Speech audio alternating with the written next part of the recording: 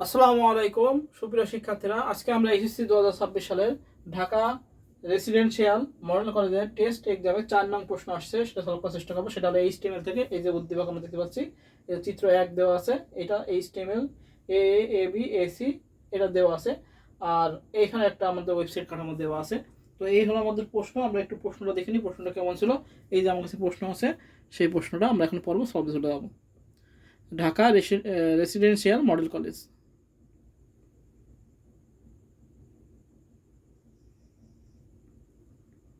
আচ্ছা, এখন আমরা প্রশ্ন পড়া শুরু করি। কি বলেছে?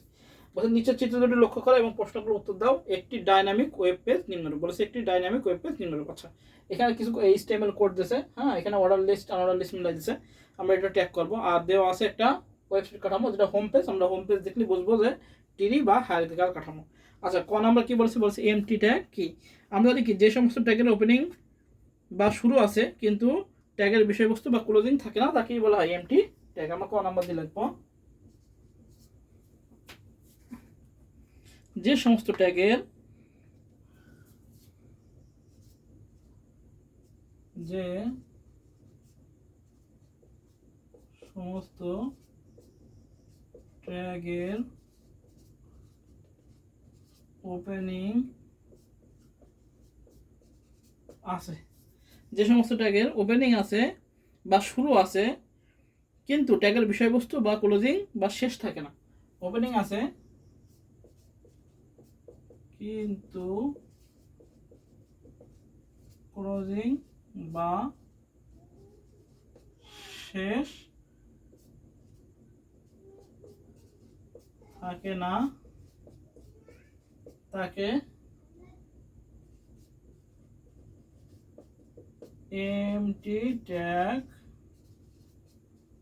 বলে। তাহলে কি, যে সমস্ত ট্যাগের ওপেনিং আছে কিন্তু ক্লোজিং বা শেষ থাকে না, তাকে কি বলা হয়?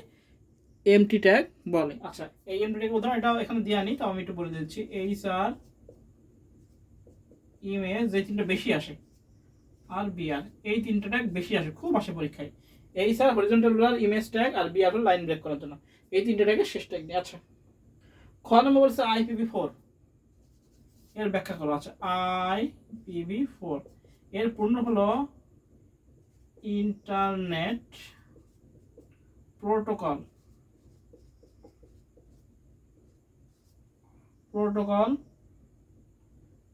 Version, internet protocol version 4।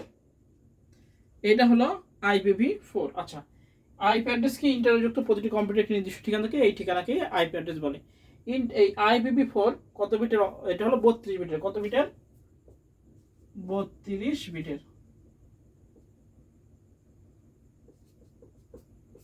32 বিটের। এই IPv4 হলো কত? 32 বিটের। আর এর, আচ্ছা, আমরা এইভাবে লিখবো যে IPv4 অ্যাড্রেস হলো ইন্টারনেটে থাকা প্রতিটি ডিভাইসকে শনাক্ত করার জন্য একটি স্বতন্ত্র ঠিকানা, যা ডেটা প্যাকেট সঠিকভাবে প্রেরণ বা গ্রহণ করার জন্য ব্যবহৃত হয়। IPv4 বা ইন্টারনেট প্রোটোকল ভার্সন 4 ঠিকানা কত বিটের হয়? 32 বিটের একটি বাইনারি সংখ্যা, যা সাধারণত 4টি অক্টেট বিভক্ত। 4টি অক্টেট, এখানে কি 32 বিট বা 4টি অক্টেট, 4টি অক্টেট। এখন আমরা জানি কি অক্টেট, 4টা 32 সালে হলো আমাদের হলো এক অক্টেট সমান কত? 8 বিট। IPv4 গড়ে ওঠে কত? 32 বিটের। আমরা জানি এক অক্টেট সমান সমান 8 বিট, তাহলে কত বিট? 4টা 32, 4 অক্টেট সমান সমান কত? আমাদের 32 বিট। এটা আমাদের লিখে দেবো, এভাবে নিজেদের মতো করে হয়ে যাবে। হ্যাঁ, আর এই IPv4 এর সীমাবদ্ধতার জন্য আমাদের কি আছে? পরে IPv6 আছে, হ্যাঁ, যা হলো 128 বিটের। এটা আমরা IPv4 নিজেদের মতো লিখে দেবো। ইন্টারনেট প্রোটোকল ভার্সন 4 32 বিটে গড়ে ওঠা। এর একটি অক্টেট সমান সমান 8 বিট, তো এটি গড়ে ওঠে কি 4টি অক্টেট সমান সমান 32 বিটের। হ্যাঁ, এছাড়াও কি IPv4 অ্যাড্রেস বিভিন্ন শ্রেণীতে বিভক্ত, যেমন ক্লাস A, B, C, যা নেটওয়ার্কের আকার এবং ডিভাইসের সংখ্যার ভিত্তিতে ব্যবহৃত হয়। মানে নিজেদের মতো লিখে দেবো, শেষ। আচ্ছা, এবার কি বলেছে? বলছে চিত্র 1 তৈরি HTML কোড লেখা যায়। এটা HTML কোডটা আমাদের একটু লিখতে হবে। তো আমরা গ নাম্বারে এটা HTML কোড লিখি।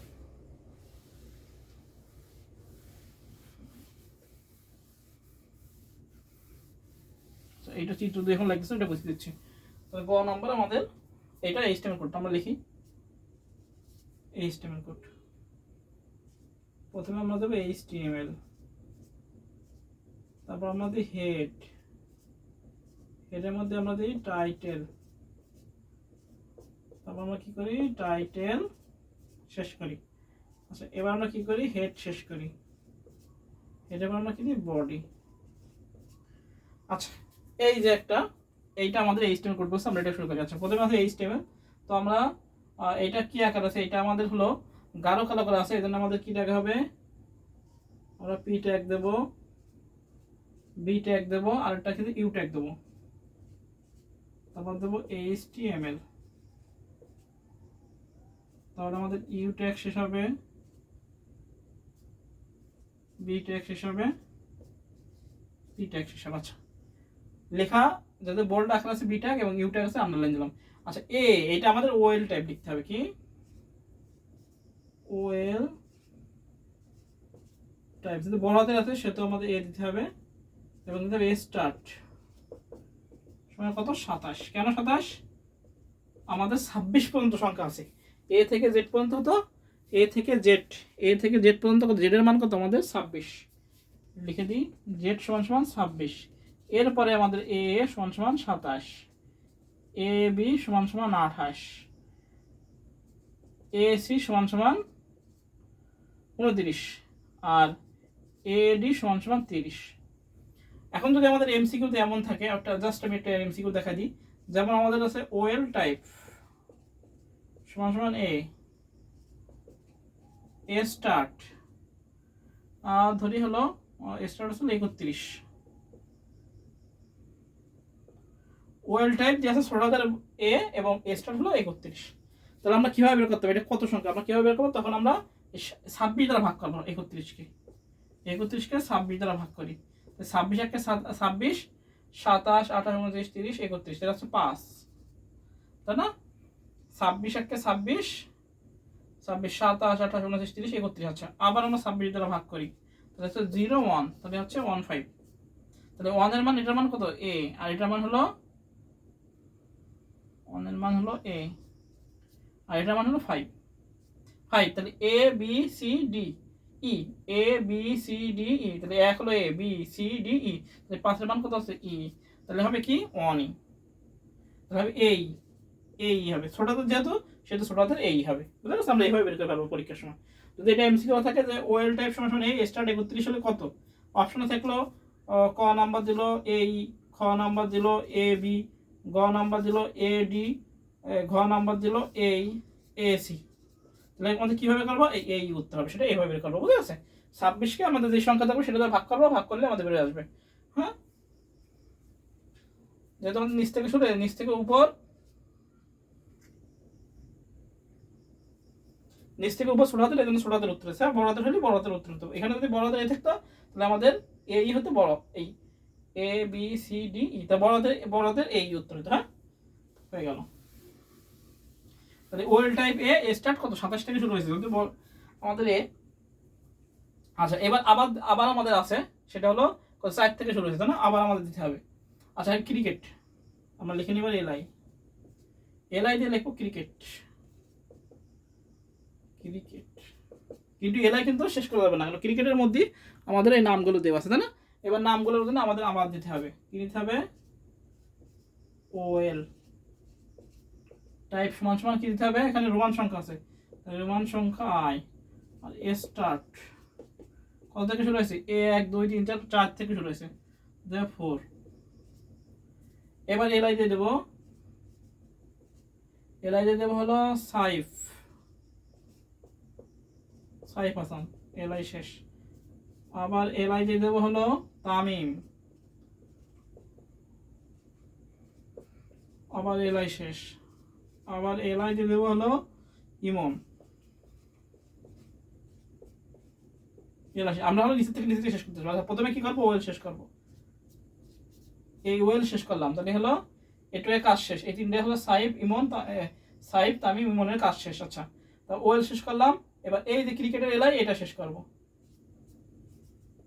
এলআই শেষ করে দিলাম। হ্যাঁ, আর ওয়েল তো এটা শেষ হবে না, কারণ এটার কাজ এখন আমাদের আছে পরের গুলো। আচ্ছা তাহলে এটা আমাদের হয়ে গেল। আবার আমাদের ক্রিকেট শেষ, তাই ক্রিকেট হয়ে গেল। ওয়েল টাইপ 1 স্টার্ট 4 দিলাম, রোমান সংখ্যা সাইড তামিম ইমন শেষ। এবার এই ওয়েল শেষ করলাম, এই এলটা শেষ করলাম, তো ক্রিকেট শেষ। এবার ফুটবল একই রকম, ফুটবল আবার এই লাইনে লিখবো, লিখবো ফুটবল, ফুটবল কিন্তু এলাই কি হিসাবে না, কারণ এখানে কাজ আছে। আচ্ছা আবার এটা হলো আন্ডার লিস্ট, লিখবো ইউএল টাইপ সমান এ square, S Q U A R E square, যেহেতু স্কোয়ার আকার আছে না। আচ্ছা আবার লিখবো না, প্রথমে এলআই দেবো, লিখবো হামজা,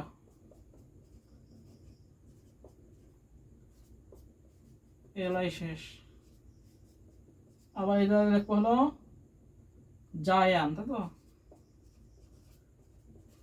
জায়ান দিয়ে এলাই শেষ করবো। নিচে কি যাবে জায়গা আছে, নিচে জায়গা শেষ, আমরা উপরে চলে যাই এখান থেকে। আচ্ছা জায়ান শেষ, জায়ানের পরে কি হচ্ছে মুরসালিন, আবার এলাই দেবো, লিখবো মুরসালিন, এলাই শেষ।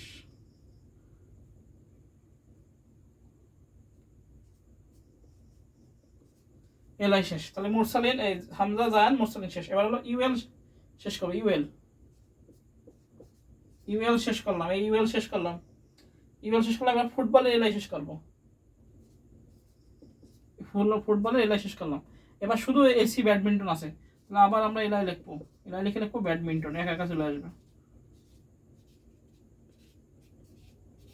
ব্যাডমিন্টন দিয়ে এলাই শেষ করবো, শেষ করলাম এলাই। এবার এই যে ওয়েল শেষ, ওয়েল শুরু করলাম সেটা শেষ করে দেবো, ওয়েল শেষ করে দেবো, বডি শেষ করে দেবো, এইচটিএমএল শেষ করে দেবো। এই হচ্ছে আমাদের এটার এইচটিএমএল ট্যাগ। আমরা আবার একটু দেখে নিই, এখানে এইচটিএমএল গাঢ় কালো করে দেওয়া আছে, এ ক্রিকেট, এ সাইব তামিম ইমন, ফুটবল, এটা হলো আমাদের অর্ডার লিস্ট আছে বলে এটা কিন্তু আমি টেবিল ট্যাগ ধরে করিনি, কারণ এটা হয়তো প্রশ্নের দাগ থাকতে পারে। আচ্ছা এইচটিএমএল এই জন্য আমি টেবিল ট্যাগ দিইনি। আচ্ছা এইচটিএমএল আমি শুধু একটু ট্যাগ করেছি আর কি, ভিতরে একটু। এইচটিএমএল ক্রিকেট সাইব ইমন তামিম ইমন, এ তারপর আছে A B football, AC badminton, এভাবে দেওয়া আছে। আচ্ছা তারপর আমরা বডি পর্যন্ত লিখলাম একই জিনিস পি বি ইউ, যেহেতু লেখা সেজন্য আমরা পি বি এবং ইউ ট্যাগ ব্যবহার করলাম। এইচটিএমএল পিতে হলো প্যারাগ্রাফ ট্যাগ, বিতে বোল্ড, আর ইউতে আন্ডারলাইন। আচ্ছা এবার আছে আমাদের যেহেতু এ দেওয়া আছে, এ আমাদের এ হলো এ থেকে জেড পর্যন্ত হলো 26, আর তারপর হচ্ছে 27, এ 27, তাহলে আমরা দিলাম ওয়েল টাইপ সমান বড়তে এ এবং স্টার্ট 27, তার মানে এ থেকে শুরু করো। ক্রিকেট দিলাম, ক্রিকেট শেষ করা যাবে না, এর ভিতরে আমাদের আবার অর্ডার লিস্ট আছে। আচ্ছা লিখলাম ওয়েল টাইপ আই, রোমান সংখ্যার আই দিলাম, স্টার্ট 4, যেহেতু 4 থেকে শুরু হয়েছে। এরা যে সাইব শেষ করলাম, তামিম শেষ করলাম, ইমন শেষ করলাম। এবার এই ওয়েলটা শেষ করলাম, এই যে এলআই, ওই এই যে ক্রিকেটের এলাই শেষ করলাম, তাহলে ক্রিকেটের কাজ শেষ। এবার ফুটবলও সেম, এলাই দিয়ে ফুটবল রাখলাম, কিন্তু শেষ করা যাবে না। আবার ইউএল টাইপ স্কোয়ার দিলাম, হামজা শেষ করলাম, জায়ান শেষ করলাম, মুরসালিন শেষ করলাম, ইউএল শেষ করলাম, এলাই শেষ করলাম। আর শেষের তো ব্যাডমিন্টন, এলাই দিয়ে এলাই শেষ করলাম, আর ওয়েল শেষ করলাম, বডি শেষ করলাম, এইচটিএমএল শেষ করলাম। এটা আমাদের গ নাম্বার হয়ে গেল। আচ্ছা এবার ঘ নাম্বার কি বলছে, ঘ নাম্বার বলছে চিত্র 2 এর ওয়েবসাইট কাঠামো বিশ্লেষণ করো। আচ্ছা বুঝতে পারলাম গ, তাহলে এটা আমাদের দরকার হচ্ছে না। এবার আসি চিত্র 2, চিত্র 2 কি ছিল, ঘ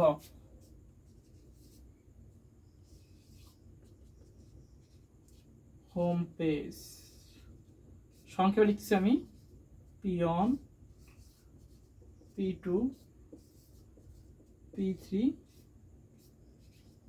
P4, হলো চিত্র 2। সে চিত্র 2 এর ওয়েবসাইট বিশ্লেষণ করা। আচ্ছা বানাম আমরা লিখবো চিত্র 2 এর ওয়েবসাইট কাঠামোটি হলো টিরিবা